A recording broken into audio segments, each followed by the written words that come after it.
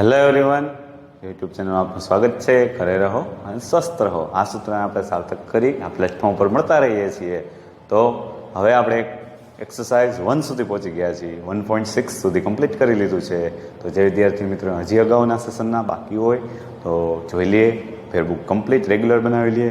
અત્યાર સુધી આપેલું પીડીએફનું વર્ક જે કે હોમવર્ક સ્વરૂપે આપેલું છે એ પણ એક્સ્ટ્રા દાખલાનું તમારે ફેરબુકમાં લાસ્ટ પેજથી કમ્પ્લીટ કરતું જવાનું છે વિદ્યાર્થી મિત્રો.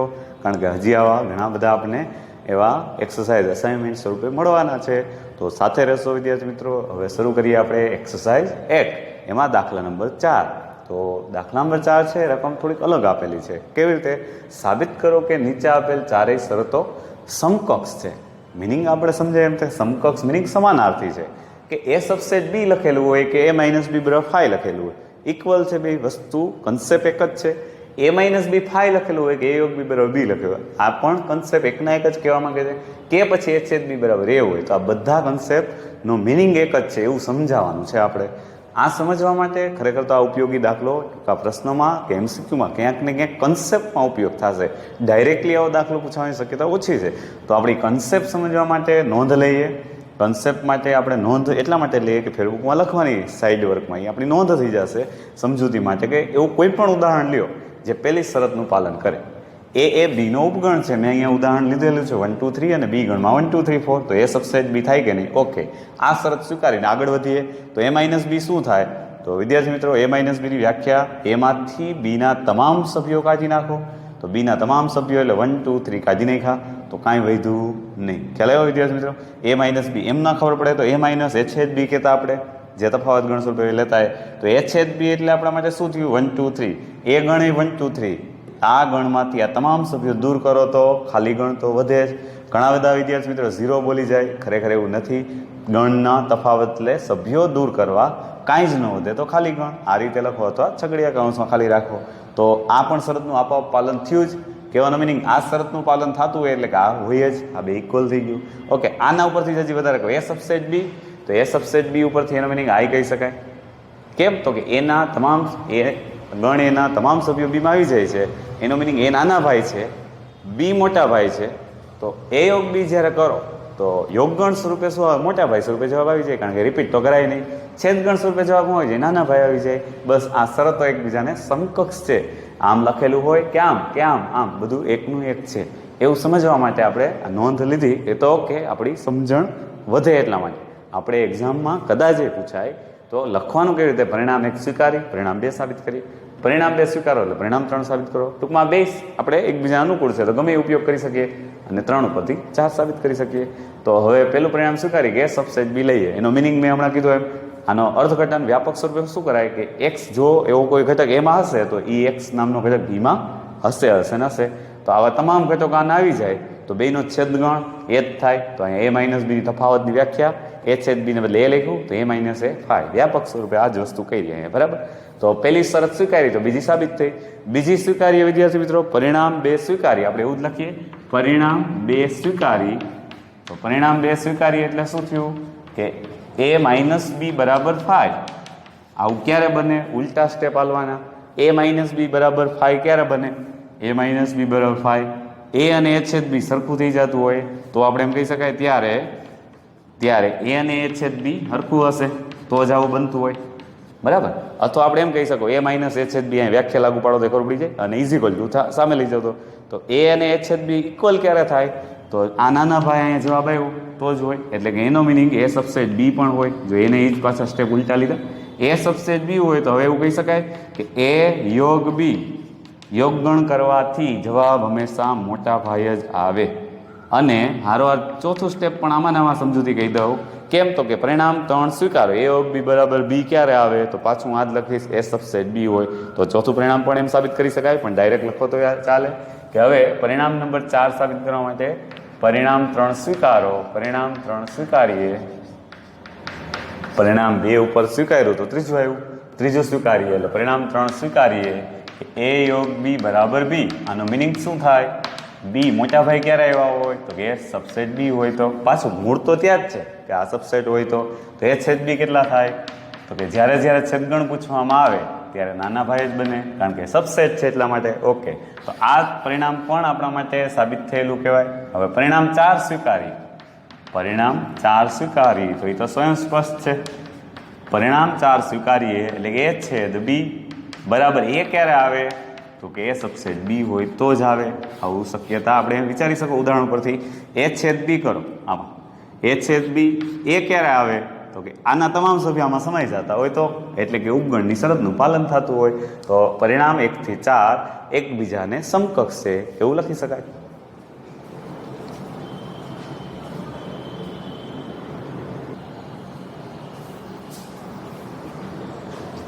હવે વિદ્યાર્થી મિત્રો દાખલા નંબર 5 સાબિત કરો કે એ સબસેટ બી, એટલે અહીંયા એ વહેલી જ શરત આપી દીધી કે એ સબસેટ બી છે, પક્ષમાં આપી દીધું, એના તમામ સભ્યો બીમાં આવી જાય છે.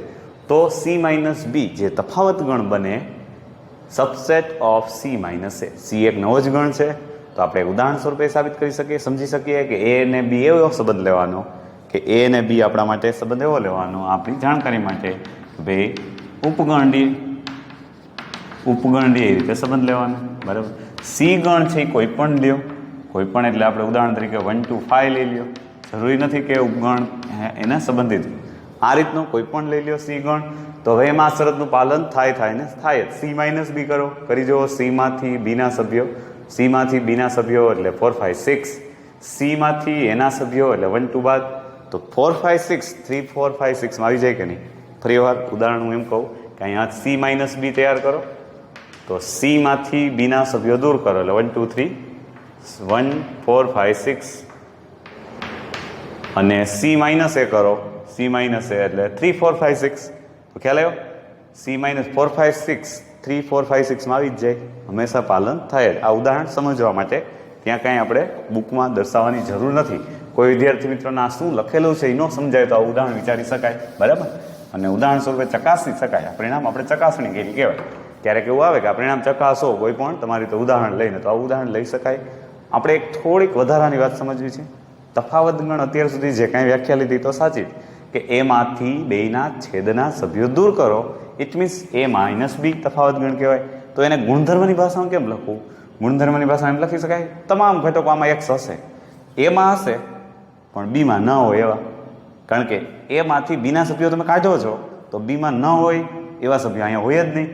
બીમાં જે ઘટકો આવતા હોય તો બધા કાઢી નાખ્યા, એનો અર્થઘટન માત્ર એના સભ્યો. આને બીજી ભાષામાં ગણની ભાષામાં આપણે વેન આકૃતિથી એમ કહી શકીએ કે એ માઇનસ બી હોય તો એનો મિનિંગ શું થાય? માત્ર એના સભ્યો.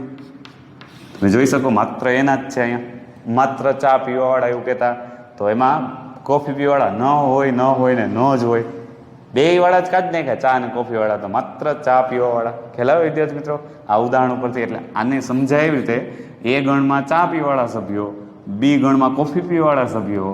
તો જ્યારે આપણે એવું વિચારીએ એ માઇનસ બી તો માત્ર ચા પીવાવાળા, એમાં કોફીવાળા ન જ હોય, બસ. તો અહીંયા એ સમજવાનું છે એ માઇનસ બીનો મિનિંગ એવો, એમાં એવા તમામ લોકો હશે કે જે એ ગણમાં આવતા હશે પણ બી ગણમાં નહીં જ હોય, બરાબર. એટલે એને કહેવાય માત્ર એ.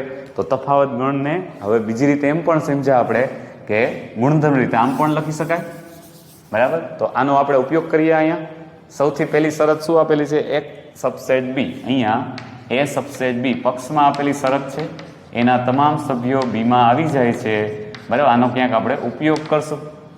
આનો મિનિંગ એ નાના ભાઈ થશે, બી મોટા ભાઈ થશે. હવે પક્ષ સ્વરૂપે તો અહીંથી શરૂઆત કરીએ કે તો આ પરિણામ સાબિત કરો. અહીંયા પરિણામ આપણે એવું કહીએ કે આ તરફમાંથી આ તરફ જઈએ તો સી માઇનસ બીમાં એકાદો સભ્ય લઈએ. હવે X belongs to C minus B લઈએ. આનો મિનિંગ સમજાય વિદ્યાર્થી મિત્રો?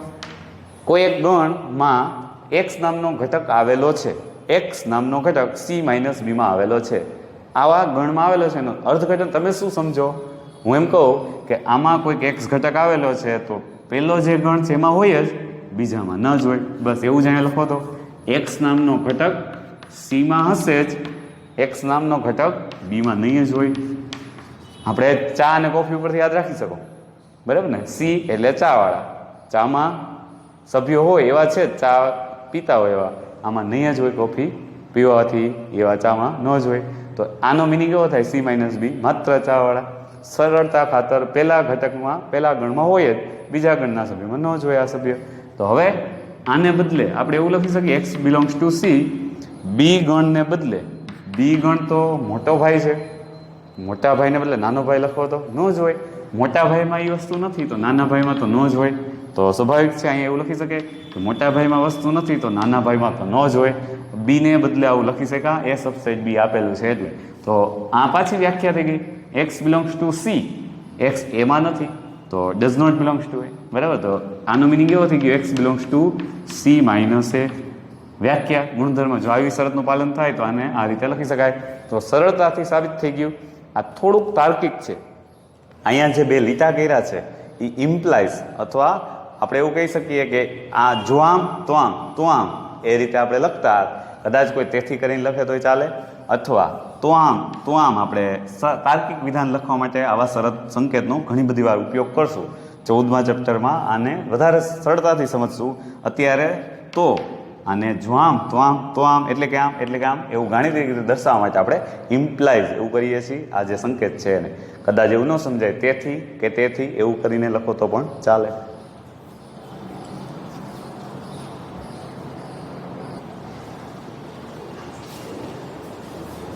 હવે વિદ્યાર્થી મિત્રો દાખલા નંબર 6 છે પી ઓફ એ બરાબર પી ઓફ બી. પી ઓફ એટલે આપણે સંકેત યાદ હોય વિદ્યાર્થીને પાવર ઓફ સેટ ઘાતગણ સ્વરૂપે.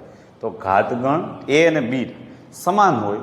જો બે કોઈ પણ ગણ લ્યો તમે જેના ઘાતગણ સમાન હોય તો હંમેશા એ ગણ સમાન હોય ને હોય જ.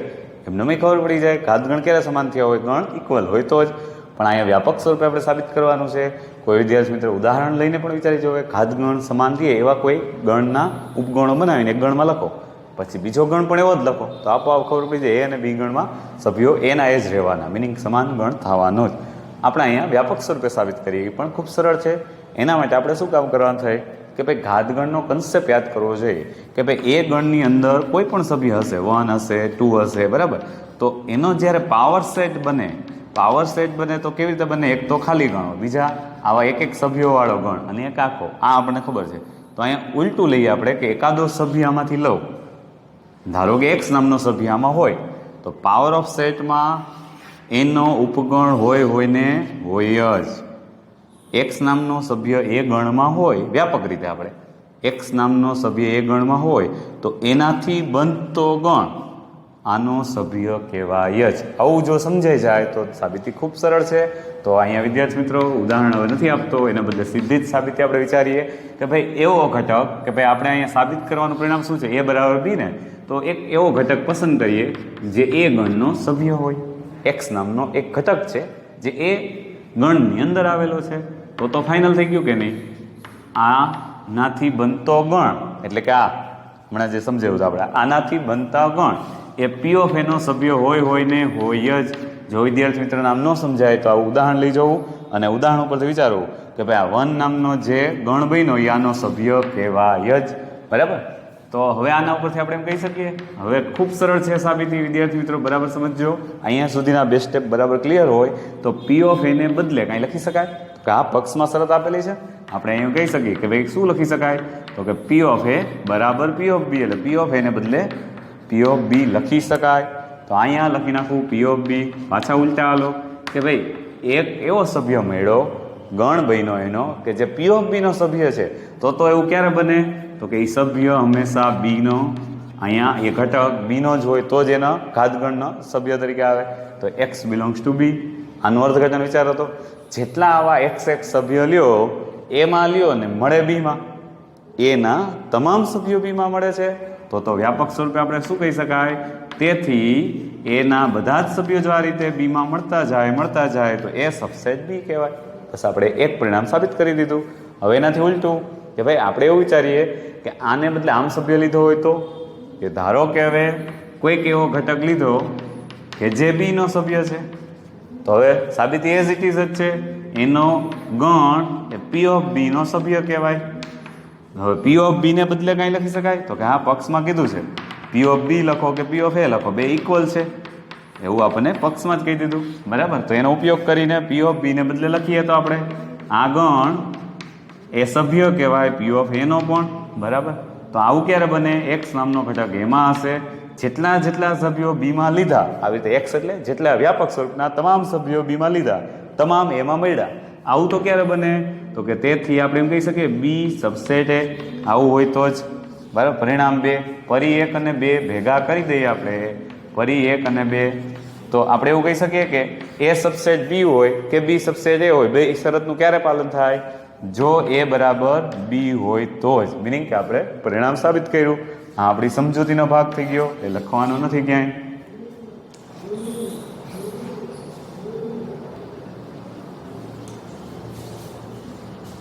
હવે વિદ્યાર્થી મિત્રો દાખલા નંબર 7, એ પણ એવી રીતે જ આપેલું છે વ્યાપક સ્વરૂપે. સમજીએ આપણે. કોઈ પણ ગણ એ અને બી લઈએ, એના માટે પી ઓફ એ યોગ ગણ, પી ઓફ બી, આવી રીતે બે ઘાત ગણ નો યોગ ગણ કરીને આપેલો છે. પછી એમ પૂછ્યું કે ઇક્વલ થાય કે કેમ? પી ઓફ એ યોગ બી. આ સમજાય વિદ્યાર્થી મિત્રો? એ યોગ બી પહેલા કરી લ્યો, પછી તમે એનો ઘાત ગણ લ્યો, તો શું આ બે ઇક્વલ છે? તમને ક્વેશ્ચન માર્ક સ્વરૂપે કે ભાઈ આ સાચું છે. તમારા જવાબની યથાર્થતા ચકાસો. આનું અર્થઘટન કે તમે જે જવાબ આપવા માંગો છો વિદ્યાર્થી મિત્રો સાચો છે તો એનું પણ કારણ સાથે સમજાવો, ખોટો છે તો કોઈ એક ઉદાહરણ આપી દો કે આ પરિણામ સાચું હંમેશ માટે ના થાય. તો એક ઉદાહરણ કાફી है. બરાબર. પિક્ચર અભી બાકી હે મેરે દોસ્ત, એના જેમ એક ઉદાહરણ કાફી है. એક ઉદાહરણ એવું આપણે સમજી જાય કે આ શરતનું પાલન થાય ત્યારે આ ન કહી શકાય. જોઈએ આપણે એના માટે શું કરીએ? કોઈ એક ચકાસણી માટે જવાબ આપતા પહેલાં અસત્ય છે કે સત્ય છે તો આપણે ચકાસણી કરીએ. મનમાં આપણે શું વિચાર આવે? ક્યારેક તમને આવા વિધાન સ્વરૂપે કાંઈ આવે કે તમારો જવાબ સત્ય અસત્ય કાંઈ કહી ન શકો, તો આપણે શું કરીએ? એક ગણ લઈ લઈએ 1 2, બીજો ગણ કંઈક એકાદો સભ્ય કોમન રાખીને રાખીએ 2 3. બરાબર. સભ્યો કોમન રાખવાથી શું ફાયદો થાય? યોગ ગણમાં ઘટે સભ્યો, તો જ આપણને ખબર પડે ને. અલગ ગણ સભ્યો લેશો તો કદાચ ઇક્વલ થયું, તો એમ નથી માની લેવાનું. જોજો વિદ્યાર્થી મિત્રો, એક ઉદાહરણ લઈને સાચું પડે તો એમ નથી કહેવાનું હંમેશ માટે સાચું છે. જો વ્યાપક સ્વરૂપે સાચું હોય તો તમામ માટે સાચું હોવું જોઈએ, તો થિયરિકલ પ્રૂફ આપવું પડે. ખોટું સાબિત કરવા માટે એક ઉદાહરણ કાફી છે. મિનિંગ એમ યાદ રાખવાનું, આપણે ખોટું છે આ વિધાન એવું સાબિત કરવા માટે એક ઉદાહરણ દર્શાવવાનું. તો મનમાં આપણે પહેલાં વિચાર લેવાય કંઈક સામાન્ય સભ્ય આવે ને એવું રાખીએ. કોઈ પણ ઉદાહરણ લઈ શકો, ABCD XYZ W, પણ સરળ પડે એવું લેવું. 1 2 આમાં 10 સભ્યો લ્યો ને આમાં 15 સભ્યો લ્યો, પછી કરો યોગગણ. એવું ના કરાય. એટલે સરળ ઉદાહરણ આપણે સમજીએ છીએ લેવું. અહીંયા 1 2, તો અહીંયા 2 3 લીધા, તો યોગગણ શું થશે? 1 2 3. તો અહીંથી જ એક સભ્ય ઘટી ગયો, તો હવે એના ઘાતગણમાં સભ્યો ઘટી જ જવાના. અંદાજ આવે વિદ્યાર્થી મિત્રો? એમનેમ આપણે વિચારવાનું છે. તો અહીંયા જે મેં અત્યારે લખ્યું છે ઘાતગણના સભ્યો, તો એ સભ્યોની સંખ્યા આપણે વિચારીએ પહેલાં. એક્ઝામમાં આપણે ક્યાંય દર્શાવવું ન પડે આવું, પણ આપણી સમજ માટે કે એમનેમ ક્વિક આપણને સોલ્યુશન કેમ મળે કે આનો મિનિંગ શું કહેવા માગે છે, કે આખો દાખલો ગણવાની જરૂર ના હોય. તો અત્યારે આપણે એવી રીતે ક્વિક સોલ્યુશન કરીએ કે ભાઈ આ ગણના ઉપગણોની સંખ્યા કેટલી? તો 2ની n ઘાત આપણે સૂત્ર કહેતા, 2ની 2 ઘાત એટલે 4. એ જ ઘાતગણના સભ્યોની સંખ્યા થાય આપણને ખબર છે. આના કેટલા ઉપગણો બને? તો કે 4. બરાબર છે વિદ્યાર્થી મિત્રો? તો આના હવે તમે વિચારો, આના 4 ટોટલ જો એ યોગ બી જ્યારે થશે, એટલે કે પી ઓફ એ અલગ પી ઓફ બી અલગ, બેનો યોગગણ થશે ત્યારે વધી જાય, કારણ કે આ બધું અલગ અલગ જ છે. જ્યારે આના ઉપગણોની સંખ્યા તમે જાતે જ વિચારો, 2ની 3 ઘાત એટલે કે 8.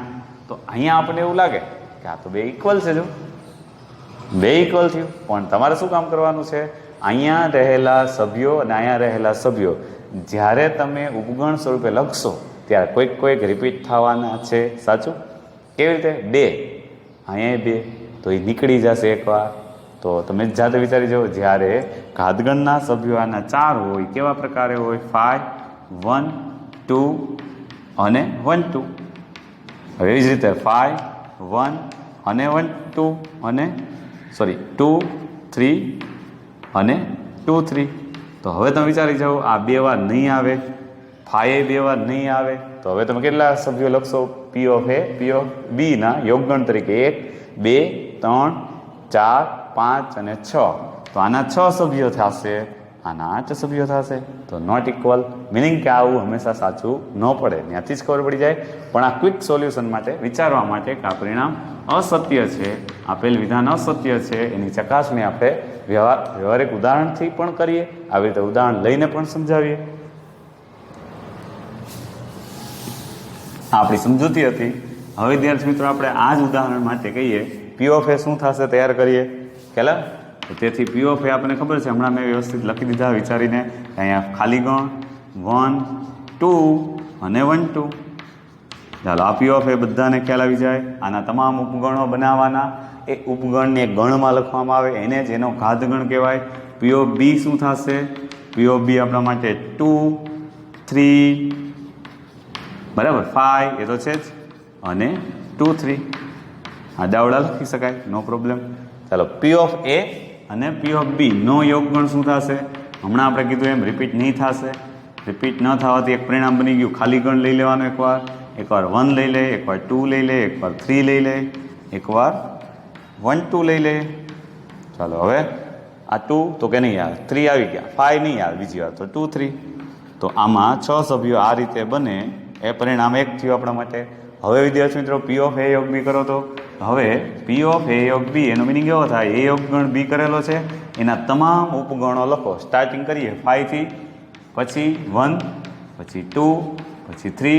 આ રીતે લખવાથી એક એક ઘટકો, પછી રબને બનાવી જોડી 1 2 2 3 1 3 બરાબર, અને 1 2 3. આ બધા વિદ્યાર્થી મિત્રોને ખ્યાલ હોય ઉપગણ બનાવતા, અને એને ઉપગણમાં એક ગણ તરીકે લખી દેવાનું. તો 1 2 3 4 5 6 7 8, અહીંયા 6 સભ્યો, અહીંયા 8 સભ્યો, ક્યારેય ઇક્વલ ન કહેવાય. તો પરિણામ 1 અને 2 પરથી કહી શકાય કે આપેલ વિધાન સાચું નથી. પરિણામ 1 અને 2 પરથી એક ઉદાહરણ એવું મળી ગયું કે આ વિધાન અસત્ય છે. બરાબર, એટલે આ રીતે આપણે એની સાબિતી, મિનિંગ યથાર્થતા કેમ કહેવી કે આ સાચું છે તો પણ કારણ જણાવો, ખોટું છે તો પણ એવું કારણ જણાવો.